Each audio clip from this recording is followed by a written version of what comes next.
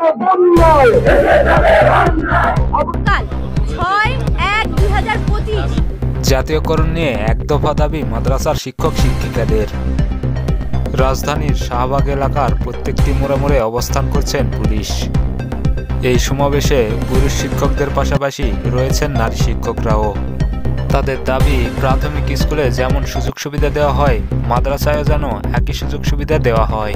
মাদ্রাসার প্রথম শ্রেণী থেকে পঞ্চম শ্রেণী পর্যন্ত একই সুযোগ সুবিধা চায় তারা জানান, অনেকে 40 বছর ধরে মাদ্রাসার শিক্ষকতা করতেন।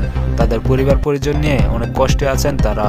সরকারের পক্ষ থেকে কোনো সুযোগ সুবিধা পাচ্ছেন না মাদ্রাসার শিক্ষকরা। এই নিয়ে শিক্ষকরা প্রধান উপদেষ্টার কাছে আবেদনপত্র দিতে যাওয়ার সময় বাধা দেয় পুলিশ।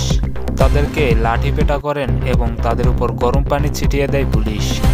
শিক্ষকরা জানান, তাদের দাবি আদায় না করে ঘরে ফিরবেন না তারা।